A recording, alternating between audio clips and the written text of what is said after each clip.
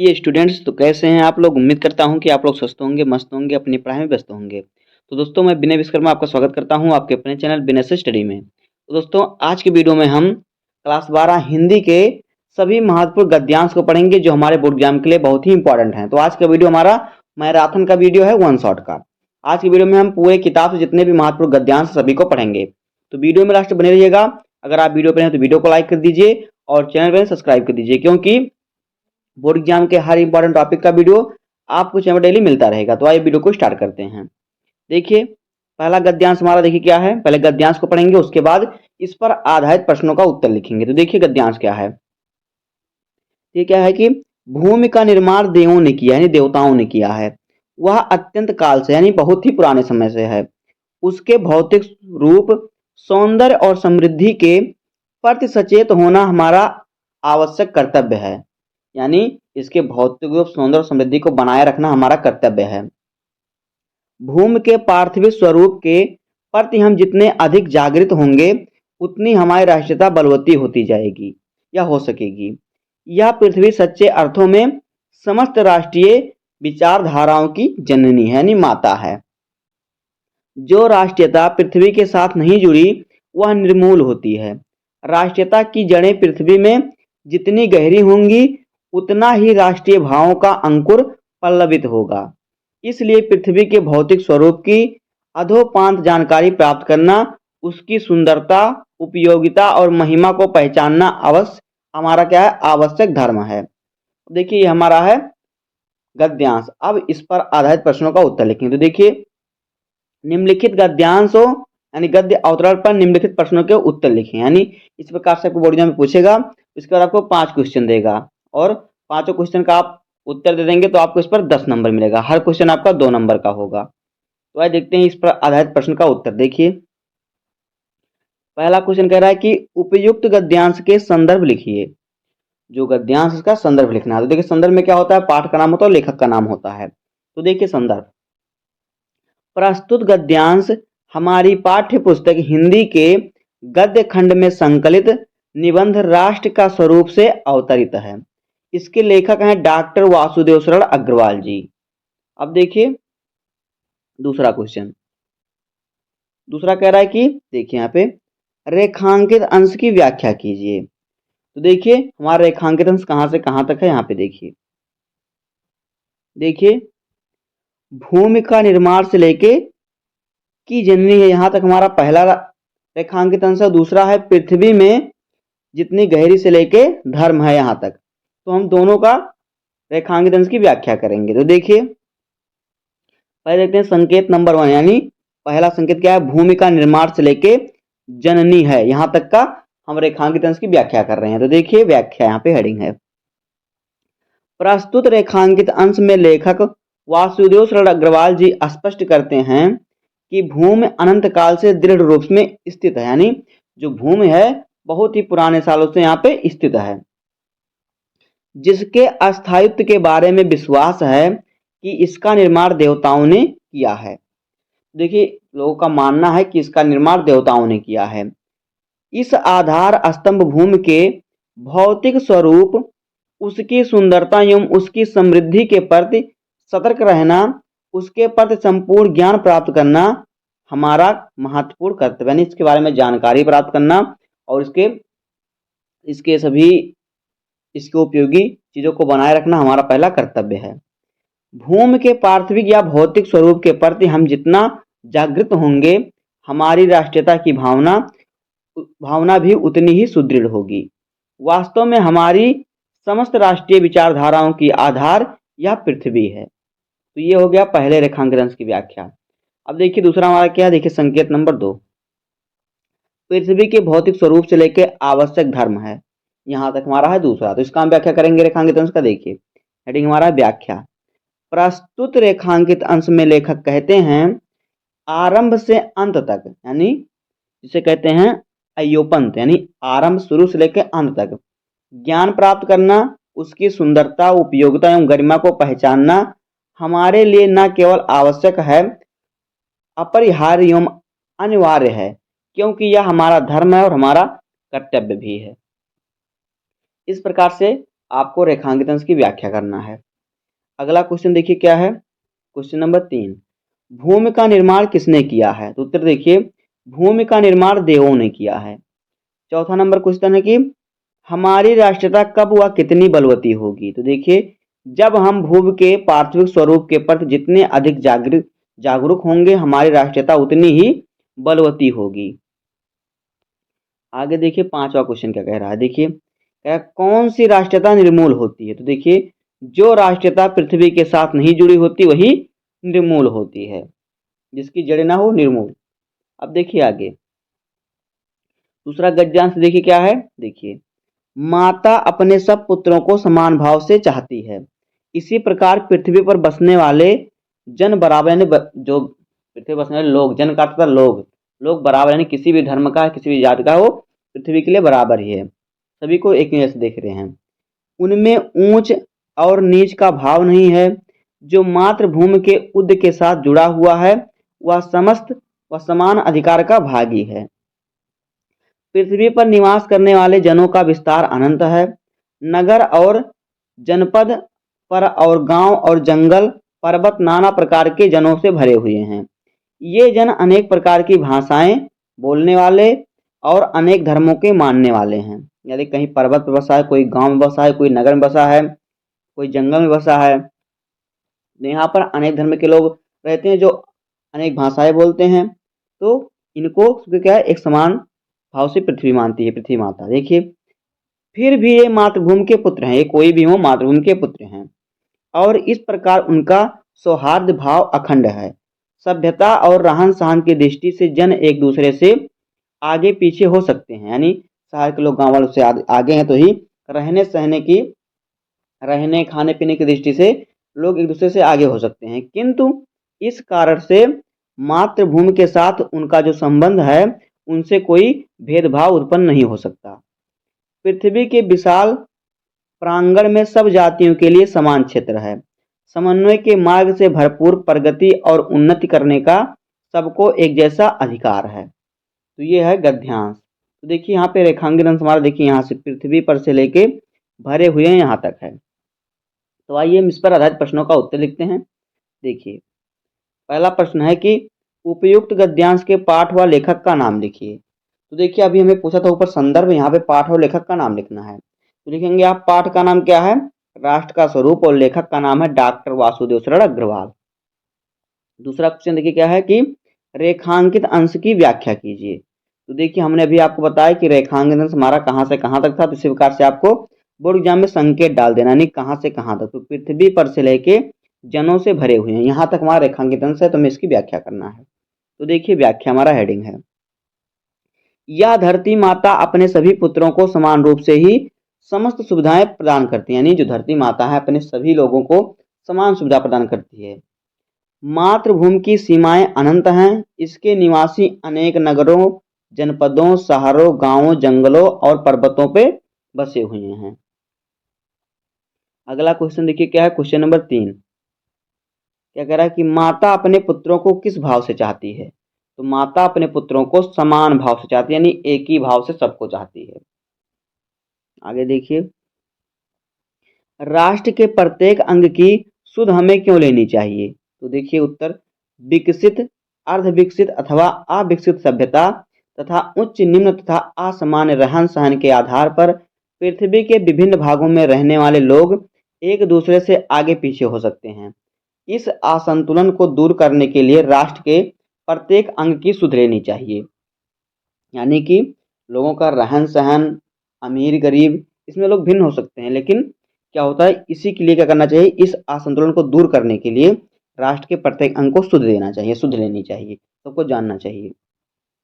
आगे देखिए अगला क्वेश्चन क्या है, क्वेश्चन नंबर 5, समन्वय का मार्ग क्या है? तो देखिए उत्तर, सबको एक समान अवसर और अधिकार प्रदान करना ही समन्वय का मार्ग है। अब अगला गद्यांश देखिए, देखिए जब जब का प्रवाह अनंत होता है, जन का प्रवाह जो होता है अनंत होता है। सहस्त्र वर्षों से भूमि के साथ राष्ट्रीय जन के तादात्म्य प्राप्त किया है। जब तक सूर्य की रश्मियां नित्य प्रातःकाल भुवन को अमृत से भर देती हैं, तब तक राष्ट्रीय जन का जीवन भी अमर है। यानी जब तक सूर्य का किरण प्रातःकाल पूरी पृथ्वी को अमृत से भर देता है, अपनी प्रकाश रूपी अमृत से भर देता है, तब तक लोगों का जीवन अमर है। इतिहास के अनेक उतार चढ़ाव पार करने के बाद भी राष्ट्र निवासी जन नई उठती लहरों से आगे बढ़ने के लिए अजर अमर हैं। जन का सततवाही जीवन नदी के प्रवाह की तरह है, जिसमें कर्म और श्रम के द्वारा उत्थान के अनेक घाटों का निर्माण करना होता है। तो ये है गद्यांश। अब देखिए इस पर आधारित प्रश्नों का उत्तर। यहाँ पे देखिए पहला प्रश्न है, उपयुक्त गद्यांश के पाठ और लेखक का नाम लिखिए। तो देखिए राष्ट्र का स्वरूप है पाठ का नाम और लेखक हैं वासुदेव शरण अग्रवाल। अब देखिए यहाँ पे रेखांकित अंश की व्याख्या। देखिए दूसरा है रेखांकित अंश की व्याख्या कीजिए। तो देखिए पहला संकेत हमारा क्या है, यहाँ से देखिए जन का प्रवाह से लेके जीवन भी अमर है। तो देखिए इसका व्याख्या करते हैं। देखिए प्रस्तुत रेखांकित अंश में लेखक कहते हैं कि हजारों वर्षों से राष्ट्र के नागरिकों ने अपनी भूमि के साथ तादात्म्य स्थापित किया है। यह पीढ़ी दर पीढ़ी निरंतर आगे बढ़ती रहती है। जब तक संसार में सूर्य की किरणें चमकती रहेंगी, तब तक राष्ट्र देश के निवासियों का जीवन भी अमर रहेगा। ये हो गया पहला जो हमारा रेखांकित अंश। देखिए दूसरा जो रेखांकित अंश है, संकेत देखिए उसका कहाँ से कहाँ तक है, जन का सततवाही से लेकर करना होता है, यहाँ तक है। तो देखिए इसका व्याख्या। प्रस्तुत रेखांकित अंश में लेखक कहते हैं कि राष्ट्र के निवासी नदी के प्रवाह की भांति निरंतर प्रगति करते हुए अपने श्रम एवं कर्म के बल पर अपने पद चिन्ह बनाते हैं। यानी जो जितना काम करेगा, श्रम करेगा, उतना परिश्रम करेगा, उतना वो आगे बढ़ेगा। आने वाली पीढ़ियां पद चिन्हों का लाभ उठाते हुए आगे बढ़ती हैं, और जो लोग आगे बढ़े रहते हैं उनकी जो पीढ़ियां होती हैं, बच्चे होते हैं, उन्हीं का नाम लेकर आगे बढ़ते हैं, उसी के लाभ से अपना विकास करती हैं। प्रगति का पथ इसी प्रकार निरंतर घूमता हुआ चक्र है, जो राष्ट्र के जनों को हमेशा के लिए अमर बना देता है। अपनी शक्ति, अपनी क्षमता के बल पर राष्ट्र को उन्नति के पथ पर ले जाने का दायित्व राष्ट्र के लोगों का ही होता है। वे ही अपने ज्ञान, कर्म और परिश्रम के बल पर राष्ट्र का विकास करते हैं। तो ये हो गया रेखांकित अंश की व्याख्या। अब देखिए अगला क्वेश्चन। अगला क्वेश्चन है कि जन का प्रवाह कैसे होता है। तो उत्तर है जन का प्रवाह अनंत होता है। अगला क्वेश्चन देखिए क्या है, क्वेश्चन नंबर 4 क्या कह रहा है कि जन का सततवाही जीवन किसके समान है। तो जन का सततवाही जीवन नदी के प्रवाह के समान है। 5वां नंबर क्वेश्चन है कि मानव किस प्रकार उत्थान के अनेकों घाटों का निर्माण करता है। तो उत्तर देखिए मानव कर्म और श्रम के द्वारा उत्थान के अनेक घाटों का निर्माण करता है। अब देखिए अगला गद्यांश क्या है। देखिए अगला गद्यांश, देखिए पहले गद्यांश को पढ़ेंगे हम। देखिए रविंद्रनाथ ने इस भारतवर्ष को महामानव समुद्र कहा है। विचित्र देश है वह, असुर आए, आर्य आए, शक आए, रूढ़ आए, नाग आए, यक्ष आए, गंधर्व आए, ना जाने कितने मानव जातियां यहाँ आईं और आज के भारतवर्ष को बनाने में अपना हाथ लगा गई, जिसे हम हिंदू रीति रिवाज या रीतिनीत कहते हैं। वह अनेक आर्य और आयतर उपादानों का अद्भुत मिश्रण है, जिसे हम क्या कहते हैं, हिंदू रीति कहते हैं। अब देखिए इस पर आधारित प्रश्नों का उत्तर। देखिए पाठ का शीर्षक एवं लेखक का नाम। तो देखिए पाठ का शीर्षक है अशोक के फूल और लेखक का नाम है आचार्य हजारी प्रसाद द्विवेदी। दूसरा क्वेश्चन है रविंद्रनाथ ने किसे महामानव समुद्र कहा है। तो देखिए रविंद्रनाथ ने भारतवर्ष को महामानव समुद्र कहा है, क्योंकि यहाँ पर सभी धर्म के लोग रहते हैं। आगे देखिए यहाँ पे देवता भी आए, गंधर्व भी आए, राक्षस भी आए, सभी लोग आ चुके हैं। तीसरा देखिए क्या है, रेखांकित अंश की व्याख्या। तो देखिए हमारा रेखांकित अंश कहाँ से कहाँ तक है, जिसे हम से लेके मिश्रण तक। देखिए इसकी व्याख्या। लेखक कहता है कि जो हिंदू रीति नीति है वह अनेक सभ्यताओं का मिश्रण है, जिसमें आर्य तथा आर्यों से बाद की मानव जातियां हों, उन्होंने ही हिंदू सभ्यता को विकसित किया है। अगला क्वेश्चन देखिए क्या है, क्वेश्चन नंबर 4। भारतवर्ष के निर्माण में किन किन का सहयोग रहा है। तो देखिए भारतवर्ष के निर्माण में विभिन्न मानव जातियों का योगदान रहा है, जिनमें कि आर्य, शक, हुरूर, नाग, यक्ष आदि थे। अब देखिए अगला गद्यांश।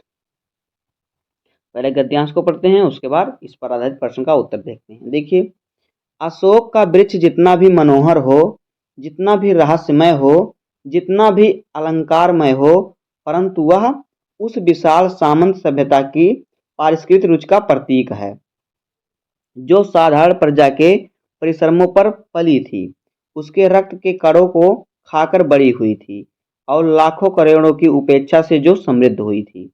वह सामंत उखड़ गए, समाज ठह गए और दिनोत्सव की धूमधाम भी मिट गई। संतान कमीनियों को गंधर्वों से अनेक शक्तिशाली देवताओं को वरदान मिलने लगा। पीरों ने, भूत भैरवों ने, काली दुर्गा ने यक्षों की इज्जत घटा दी। दुनिया अपने रास्ते चली गई, अशोक पीछे छूट गया। ये हमारा है गद्यांश। अब देखिए इस पर आधारित प्रश्न का उत्तर। देखिए, उपयुक्त गद्यांश का संदर्भ लिखिए। तो देखिए, प्रस्तुत गद्यांश हमारी पाठ्य पुस्तक हिंदी के गद्य खंड में संकलित निबंध अशोक के फूल से अवतरित है। इसके लेखक ललित निबंधकार आचार्य हजारी प्रसाद द्विवेदी जी हैं। अब देखिए रेखांकित अंश की व्याख्या। तो देखिए हमारा रेखांकित अंश कहाँ से कहाँ तक था, उस विशाल से लेके, यहाँ पे देखिए, उस विशाल से लेके समृद्ध हुई तक हमारा रेखांकित अंश है। तो हमने यहाँ पे वही संकेत डाला है। देखिए, दूसरा क्वेश्चन है रेखांकित अंश की व्याख्या। तो देखिए संकेत हमारा कहाँ से कहाँ तक है, उस विशाल से जो समृद्ध हुई थी, यहाँ तक हमारा रेखांकित अंश था। देखिए इसकी व्याख्या करेंगे। देखिए हमारा राइटिंग है व्याख्या। प्रस्तुत रेखांकित अंश में लेखक कहते हैं कि अनेक सुंदर स्त्रियों के आकर्षण का केंद्र होने के बाद भी अशोक के वृक्ष को सामंतवादी सभ्यता का प्रतीक ही माना गया है, जो सामंतीय सभ्यता जनमानस के परिश्रम पर ही फली फूली थी। जिन सामंत शासकों ने जन सामान्य के अधिकारों को छीना था, उनकी खून पसीनों की संपत्ति से अपने खजाने भरे थे, उनका रक्त पीकर ही महाशक्तियां बनी थी। उन्हीं सामंतों ने अशोक के वृक्ष को प्रतिष्ठित सम्मान किया है। अब अगला क्वेश्चन देखिए।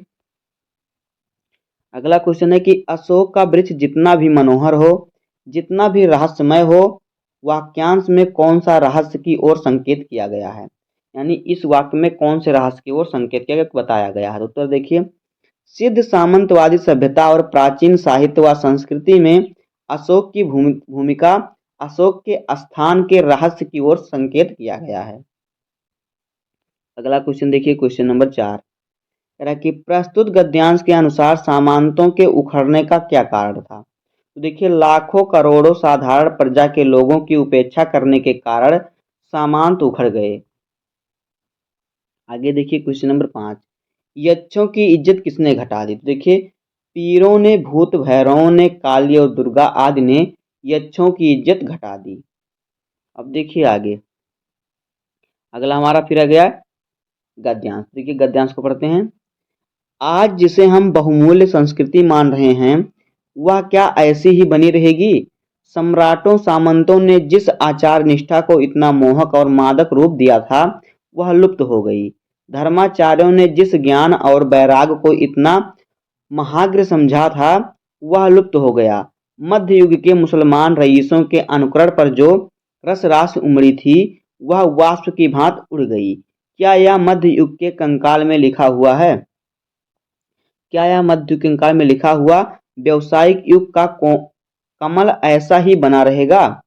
महाकाल के प्रत्येक पदाघात में धरती धसेगी, उसके कुठ नृत्य की प्रत्येक चारिका कुछ न कुछ लपेट कर हो जाएगी। सब बदलेगा, सब विकृत होगा, सब नवीन बनेगा।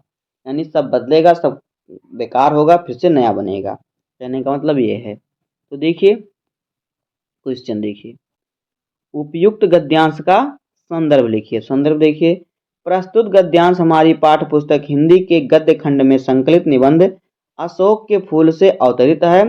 इसके लेखक हैं ललित निबंधकार आचार्य हजारी प्रसाद द्विवेदी। अब देखिए रेखांकित अंश की व्याख्या। अगला क्वेश्चन है रेखांकित अंश की व्याख्या। तो हमारा रेखांकित अंश कहाँ से कहाँ तक है? सम्राटों सामंतों से लेकर लुप्त हो गया, यहाँ तक हमारा है रेखांकित अंश। तो देखिए इसकी व्याख्या करते हैं। देखिए, प्रस्तुत रेखांकित अंश में लेखक कहते हैं कि कभी सम्राटों और सामंतों ने जिस विलासी और मादकता से पूर्ण संस्कृति को जन्म दिया, वह मन को लुभाने वाली, व्यक्ति को उन्मत्त करने वाली संस्कृति धीरे धीरे समाप्त हो गई। इसके पश्चात धार्मिक चेतना का उदय करने वाली धर्माचार्यों का ज्ञान और वैराग्य की भावना से पूर्ण संस्कृति आई, जिसकी प्रतिष्ठा समाज में व्याप्त हुई और समय के साथ भी वह भी आज मिट गई और समाप्त हो गई। अब देखिए तीसरा नंबर क्वेश्चन कह रहा है कि हम आज की संस्कृति को बहुमूल्य क्यों मान रहे हैं। तो उत्तर देखिए, क्योंकि आज की संस्कृति परिवर्तन के कुंठ नृत्य के साथ कुछ ना कुछ विकृत लपेट कर ले जाएगी। विकृत वातावरण बदलेगा, सबको नवीन रूप से धारण करती है, इसलिए मूल्यवान मान रही है, इसलिए इसे मूल्यवान मान रहे हैं। अगला क्वेश्चन देखिए क्या है, क्वेश्चन नंबर 4। प्रस्तुत गद्यांश में किसके लुप्त होने की बात कही गई है। देखिए प्रस्तुत गद्यांश में सम्राटों सामंतों ने जिस आचार निष्ठा को इतना मोहक और मादक रूप दिया है, उसके लुप्त होने की बात कही गई है। क्वेश्चन नंबर 5 देखिए क्या है, कह रहा है कि धर्माचार्यों ने जिस ज्ञान को इतना मूल्यवान समझा था, वर्तमान में उसकी क्या दशा हुई। तो देखिए वर्तमान में वह ज्ञान लुप्त हो गया। कौन सा ज्ञान, जिस ज्ञान को धर्माचार्यों ने जिस ज्ञान इतना मूल्यवान और महत्ववान समझा था। अब देखिए अगला गद्यांश क्या है, देखिए भाषा संस्कृति का एक अटूट अंग है। संस्कृति परंपरा से निष्पृत होने पर भी परिवर्तनशील है और गतिशील है। उसकी गति विज्ञान की प्रगति के साथ जोड़ी गई है। वैज्ञानिक आविष्कारों के प्रभाव के कारण अद्भुत नई सांस्कृतिक हलचलों को शाब्दिक रूप देने के लिए भाषा के परंपरागत प्रयोग प्राप्त नहीं हैं। इसके लिए प्रयोगों की नई भाव योजनाओं को व्यक्त करने के लिए नए शब्दों की खोज की महती आवश्यकता है या आवश्यक है। तो ये हमारा गद्यांश है। देखिए यहाँ से लेके यहाँ तक हमारा रेखांकित अंश है, हमें इसकी व्याख्या करना है। तो देखिए पहले देखते हैं पहला क्वेश्चन क्या है। तो पहला क्वेश्चन है कि उपयुक्त गद्यांश का संदर्भ लिखिए। तो देखिए संदर्भ, प्रस्तुत गद्य अवतरण हमारी पाठ्यपुस्तक हिंदी के गद्य भाग में संकलित विचारात्मक निबंध भाषा और आधुनिकता से उद्धृत है। यानी चैप्टर क्या है, भाषा और आधुनिकता। इसके लेखक कौन है, श्रेष्ठ निबंधकार प्रो जी सुंदर रेड्डी हैं। अब देखिए रेखांकित अंश की व्याख्या, क्या क्वेश्चन कर रहा है कि रेखांकित अंश की व्याख्या कीजिए। तो देखिए संकेत, वैज्ञानिक आविष्कारों से लेकर महती आवश्यकता है, यहाँ तक हमारा रेखांकित अंश है, तो इसकी व्याख्या करेंगे। देखिए प्रस्तुत रेखांकित अंश में लेखक स्पष्ट करते हैं कि संस्कृति में होने वाले परिवर्तनों विज्ञान में होने वाले परिवर्तनों के अनुसार भाषा में भी परिवर्तन होना आवश्यक है। नए विचारों के अनुसार भाषा में परिवर्तन होना आवश्यक है। नए विचारों को, नए वैज्ञानिक आविष्कारों को, नए भावों की योजनाओं को पुरानी भाषा शब्दावली से प्रकट नहीं किया जा सकता। इसके लिए इन सब के लिए नए शब्दों की, नए वाक्यांश संरचना की अत्यंत आवश्यकता पड़ती है, जो परिवर्तित एवं विकसित भाषा ही कर सकती है। भाषा को विकसित बनाने के लिए नए शब्दों की खोजना क्या है, आवश्यक है, नए शब्दों की खोज होनी चाहिए। यह है व्याख्या। अब देखिए क्वेश्चन नंबर 3, नए शब्दों के खोज की आवश्यकता क्यों होती है। तो उत्तर देखिए, नई भाव योजनाओं को व्यक्त करने के लिए नए शब्दों की खोज की आवश्यकता होती है। चौथा नंबर क्वेश्चन है कि संस्कृति की विशेषताओं का उल्लेख कीजिए। तो उत्तर देखिए, संस्कृति की रचना और विकास परंपराओं के द्वारा होता है। जो संस्कृत की रचना होती है उसका विकास परंपराओं के द्वारा होता है, क्योंकि परंपराएं परिवर्तनशील होती हैं, इसलिए संस्कृति भी कभी एक जैसी नहीं रहती, वह भी परंपराओं के अनुसार बदलती रहती है। अतः हम कह सकते हैं कि संस्कृति गतिशील है।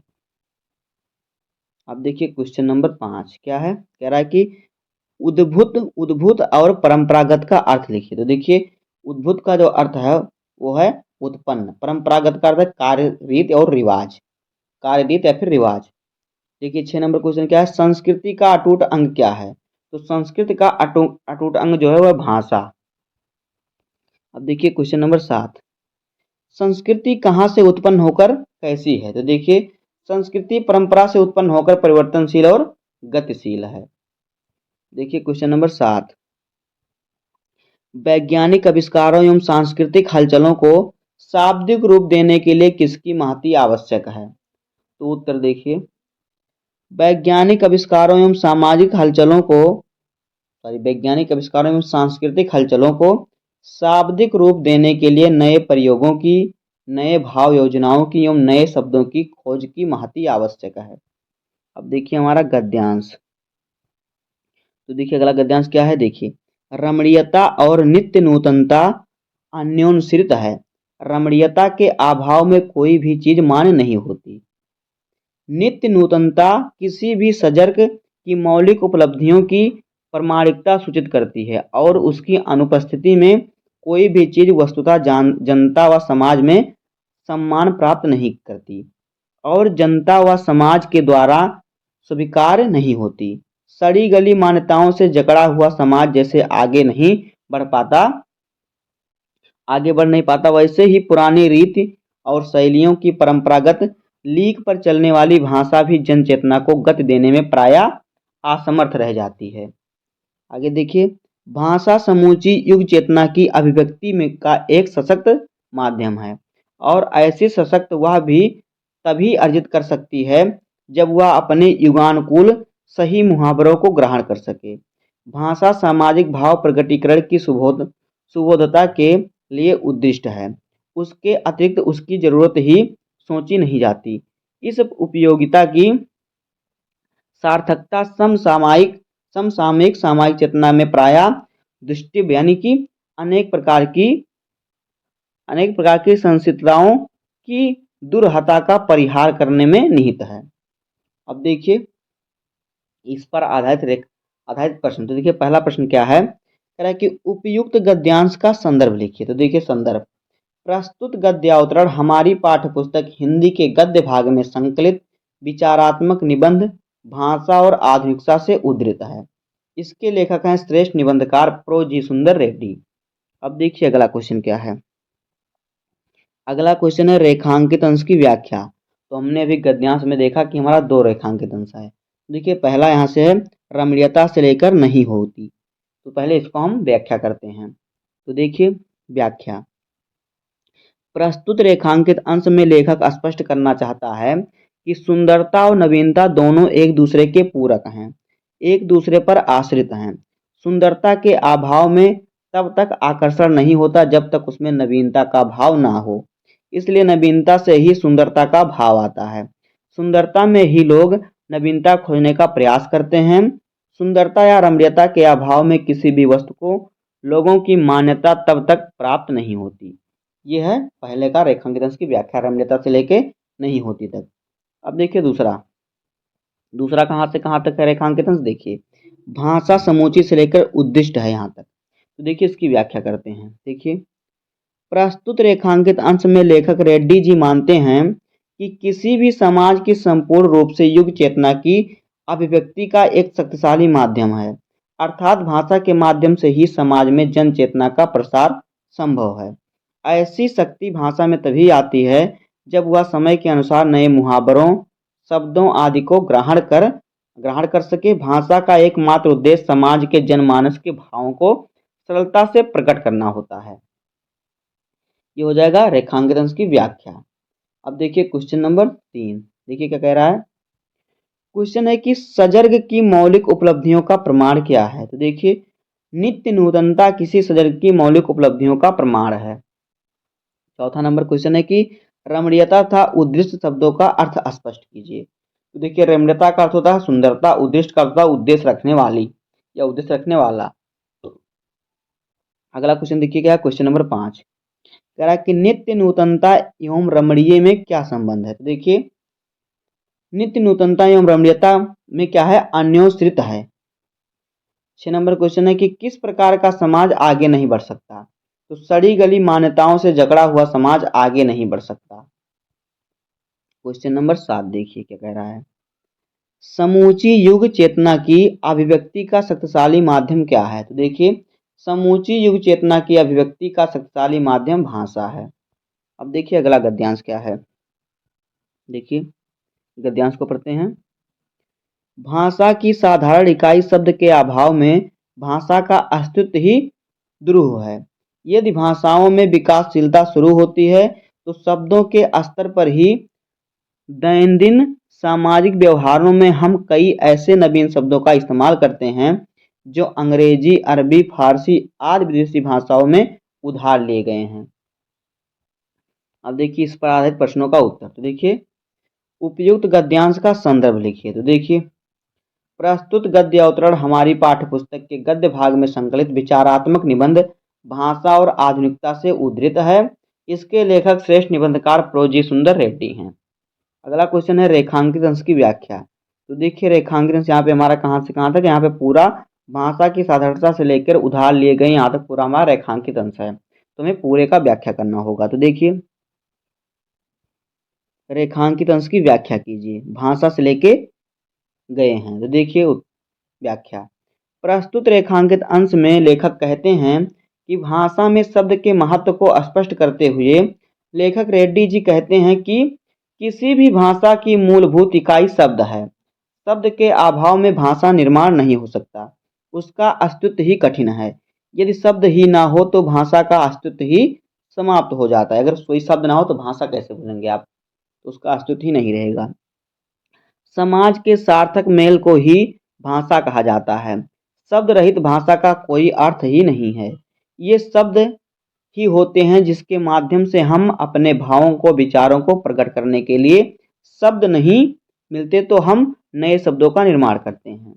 वे नए शब्द अंग्रेजी, फारसी, अरबी आदि भाषाओं के अनेक शब्दों को अविकृत रूप में ही अपनी भाषा में सम्मिलित करते हैं, यानी उसके भाषाओं को अपनी भाषा में मिलाते हैं, जिससे हमें नए शब्द मिल जाते हैं और भाषा का विकसित रूप निर्मित हो जाता है।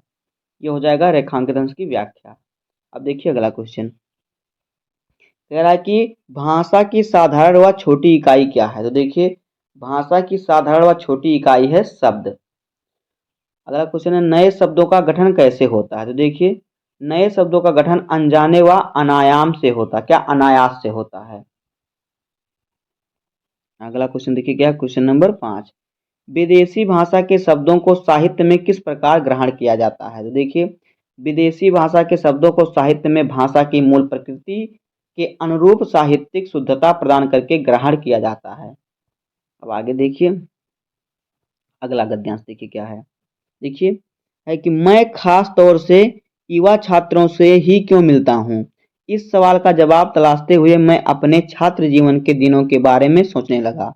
रामेश्वरम के द्वीप से जाकर निकलकर यह कितनी लंबी यात्रा रही। पीछे मुड़कर देखता हूँ तो विश्वास नहीं होता। आखिर वह क्या था जिसके कारण यह संभव हो सका। देखिए कई बातें मेरे दिमाग में आती हैं। मेरा ख्याल है कि सबसे महत्वपूर्ण बात यह रही है कि मैंने अपने योगदान के मुताबिक ही अपना मूल्य आंका। बुनियादी बात तो आपको समझनी चाहिए, वह यह है कि आप जीवन के अच्छी चीज़ों को पाने का हक रखते हैं, उनका जो ईश्वर की दी हुई हैं। जब तक हमारे विद्यार्थियों और युवाओं को यह भरोसा नहीं होगा कि विकसित भारत के नागरिक बनने के योग्य हैं, जब तक वे जिम्मेदार व ज्ञानवान नागरिक भी कैसे बन सकेंगे। ये हमारा गद्यांश। अब देखिए इस पर आधारित प्रश्न। देखिए पहला प्रश्न क्या है, उपयुक्त गद्यांश का संदर्भ लिखिए। तो संदर्भ देखिए प्रस्तुत गद्यांश हमारी पाठ्यपुस्तक हिंदी के हम और हमारा आदर्श नामक निबंध से अवतरित है। हम और हमारा आदर्श हमारा चैप्टर का नाम है। इसके लेखक पूर्व राष्ट्रपति और दार्शनिक साहित्यकार डॉक्टर एपीजे अब्दुल कलाम जी हैं। अगला क्वेश्चन देखिए क्या है, रेखांकित अंश की व्याख्या कीजिए। तो देखिए रेखांकित हमारा कहाँ से कहाँ तक है, मेरा ख्याल से लेके आंका तक। तो देखिए इसकी व्याख्या करते हैं। रेखांकित अंश में लेखक कहते हैं कि अनेक प्रकार के विचार मेरे मस्तिष्क में आते हैं। मेरा विश्वास और विचार है कि सबसे आवश्यक बात यह है कि मैंने अपने परिश्रम और त्याग के अनुसार अपना मूल्यांकन किया है। अगला क्वेश्चन देखिए क्या है, क्वेश्चन नंबर 3। लेखक के अनुसार उसकी सफलता के पीछे सबसे महत्वपूर्ण क्या कारण है। तो देखिए उत्तर, लेखक के अनुसार उसकी सफलता के पीछे सबसे महत्वपूर्ण कारण है महत्वाकांक्षाओं और अपने योगदान के अनुसार अपने मूल्य को आंकना। अगला क्वेश्चन है, लेखक युवा छात्रों को कौन सी बुनियादी बात समझाने को कहते हैं। तो देखिए लेखक युवा छात्रों को यह बात बताने या समझाने को कहते हैं कि आप जीवन की अच्छी चीज़ों को पाने का हक रखते हैं, उनका जो ईश्वर की दी हुई हैं। आगे देखिए 5 नंबर क्वेश्चन है कि युवा छात्र जिम्मेदार और ज्ञानवान नागरिक कब बन जाते हैं या कब बन सकेंगे? तो देखिए जब तक युवा छात्रों को यह भरोसा होगा या भरोसा नहीं होगा कि वे विकसित भारत के नागरिक बनने के योग्य हैं, तब तक वे युवा छात्र जिम्मेदार और ज्ञानवान नागरिक नहीं बन सकेंगे। अब देखिए अगला गद्यांश, देखिए क्या है। विकसित देशों की समृद्धि के पीछे कोई रहस्य नहीं छिपा है। ऐतिहासिक तथ्य बस इतना है कि इन राष्ट्रों जिन्हें की 8 के नाम पर जिन्हें G8 के नाम पर पुकारा जाता है कि लोगों ने पीढ़ी दर पीढ़ी इस विश्वास को पुख्ता किया है कि मजबूत और समृद्ध देश में उन्हें अच्छा जीवन बिताना है। तब सच्चाई उनकी आकांक्षाओं के अनुरूप ढल गई। अब देखिए ये हमारा है गद्यांश, इस पे पूरा रेखांकित अंक से हमें इसका उत्तर लिखना होगा। तो देखिए इस पर आधारित प्रश्नों का उत्तर। देखिए पहला प्रश्न क्या है, उपयुक्त गद्यांश का संदर्भ लिखिए। तो देखिए प्रस्तुत गद्यांश हमारी पाठ्य पुस्तक हिंदी के हम और हमारा आदर्श नामक निबंध से अवतरित है। इसके लेखक पूर्व राष्ट्रपति ने पहले के राष्ट्रपति दार्शनिक साहित्यकार डॉक्टर APJ अब्दुल कलाम हैं। आगे देखिए अब हमारा आ गया रेखांकित अंश की व्याख्या। तो पूरा गद्यांश ही रेखांकित अंश है, तो उसकी व्याख्या करेंगे। देखिए संकेत, विकसित देशों से लेकर ढल गई, यहाँ तक पूरा गद्यांश था, उसकी हम व्याख्या करेंगे। देखिए व्याख्या, प्रस्तुत रेखांकित अंश में लेखक कहते हैं कि विकसित उन्नत देशों की उन्नति के पीछे, समृद्धि या तरक्की के पीछे कोई बड़े बड़े कारण या रहस्य नहीं है, बल्कि ऐतिहासिक तथ्य या आधार बस केवल इतना सा है कि जिन समृद्धशाली विकसित देशों को G8 के नाम से जाना जाता है, G8 के नाम से पहचानना और बुलाया जाता है, वहाँ के निवासियों ने अपनी पीढ़ियों से पीढ़ी दर पीढ़ी इस विश्वास को दृढ़ किया है कि उन्हें सदैव मजबूत, उन्नत, समृद्ध और सर्वसंपन्न देश में ही जीवन व्यतीत करना है। उनके इसी दृढ़ विश्वास की सच्चाई ने उनकी इच्छाओं, आकांक्षाओं के अनुरूप जीवन संचालित किया है। जीवन के साथ शिक्षा, परिश्रम, लगन, उन्नति आदि शब्द जुड़ गए हैं और वहाँ के निवासी समृद्ध विकसित देश में रहने लगे हैं। वहाँ के लोग अपने देश को विकसित समृद्ध G8 की पहचान का देश बना दिया है। ये हमारा है व्याख्या। अब देखिए क्वेश्चन नंबर 3, देखिए क्या कह रहा है कि विकसित देशों को किस नाम से पुकारा जाता है? तो विकसित देशों को G8 के नाम से पुकारा जाता है। 4 नंबर क्वेश्चन है कि विकसित देशों के लोगों ने क्या विश्वास पुख्ता किया है? तो देखिए उन्हें मजबूत और समृद्ध देश में जीवन बिताना है, उन्हें यह विश्वास पुख्ता किया है। अगला देखिए क्वेश्चन नंबर 5, क्या कह रहा है कि विकसित देशों की समृद्धि के पीछे क्या रहस्य है? तो उत्तर देखिए, उनकी सच्चाई उनकी आकांक्षाओं के अनुरूप ढल गई, अर्थात उन्होंने अपने विश्वास और आकांक्षाओं के अनुरूप जीवन को जीना शुरू किया। अगला गद्यांश देखिए क्या है, यहाँ पे देखिए कह रहा है कि गद्यांश क्या, अगर गद्यांश को पढ़ते हैं, समृद्ध और अध्यात्म एक दूसरे के विरोधी हैं। यह भौतिक वस्तुओं की इच्छा रखना कोई गलत सोच नहीं है। उदाहरण के तौर पर मैं खुद न्यूनतम वस्तुओं का भोग करते हुए जीवन बिता रहा हूँ, लेकिन सर्वत्र समृद्धि की कदर करता हूँ, क्योंकि समृद्धि अपने साथ सुरक्षा तथा विश्वास लाती है, जो अंततः हमारी आज़ादी को बनाए रखने में सहायक है। आप बसने आप आप अपने आसपास देखेंगे तो पाएंगे कि खुद प्रकृति भी कोई काम आधे अधूरे मन से नहीं करती। किसी बगीचे में जाइए, मौसम में आपको फूलों की बहार देखने को मिलेगी। तो ये हमारा है गद्यांश, और यहाँ से देखिए उदाहरण से लेके सहायक है, यहाँ तक हमारा रेखांकित अंश है। तो देखिए इस पर आधारित प्रश्नों का उत्तर लिखेंगे। पहला क्वेश्चन हमारा क्या है कि उपयुक्त गद्यांश का संदर्भ लिखिए। तो देखिए प्रस्तुत गद्यांश हमारी पाठ्य पुस्तक हिंदी के हम और हमारा आदर्श नामक निबंध से अवतरित है। इसके लेखक पूर्व राष्ट्रपति दार्शनिक साहित्यकार डॉक्टर APJ अब्दुल कलाम जी हैं। अब देखिए आगे हमारा अगला क्वेश्चन है रेखांकित अंश की व्याख्या। रेखांकित अंश की व्याख्या, तो देखिए संकेत कहाँ से कहाँ तक है, उदाहरण के से लेकर सहायक है यहाँ तक हमारा रेखांकित आंसर। देखिए इसकी व्याख्या करते हैं। देखिए, उदाहरण के लिए मैं स्वयं अत्यंत कम वस्तुओं को भोग करते हुए जीवन बिता रहा हूँ, लेकिन सर्वत्र उन्नति का सम्मान करता हूँ, क्योंकि उन्नति अपने साथ सुरक्षा और विश्वास भी प्रदान करती है, जो अंत में हमारी स्वतंत्रता को बनाए रखने में सहायक बनती है। अगला क्वेश्चन देखिए क्या है, क्वेश्चन नंबर 3 है कि लेखक के अनुसार कौन सी एक दूसरे से विरोधी नहीं है। तो देखिए, लेखक के अनुसार समृद्धि और आध्यात्म जो है, समृद्धि और अध्यात्म एक दूसरे के विरोधी नहीं है। अगला क्वेश्चन देखिए, क्वेश्चन नंबर 4, समृद्धि अपने साथ क्या लाती है। तो समृद्धि अपने साथ सुरक्षा और विश्वास लाती है। 5वां नंबर क्वेश्चन है कि समृद्धि अंततः किसे बनाए रखने में सहायक है। तो देखिए, समृद्धि अंततः हमारी आज़ादी को बनाए रखने में सहायक है। तो दोस्तों, इस प्रकार से अगर क्लास 12 हिंदी के सभी महत्वपूर्ण गद्यांश, तो बस इतना गद्यांश ही आपको तैयार करना है। उम्मीद है कि आपको वीडियो पसंद आएगा। अगर आपको वीडियो पसंद आया हो तो वीडियो को लाइक कर दीजिएगा, चैनल अपने सब्सक्राइब कर दीजिए, क्योंकि बोर्ड एग्जाम के हर इंपॉर्टेंट टॉपिक का वीडियो आपको चैनल पर डेली मिलता रहेगा। तो मिलते हैं किसी नेक्स्ट वीडियो में, तब तक के लिए धन्यवाद। जय हिंद।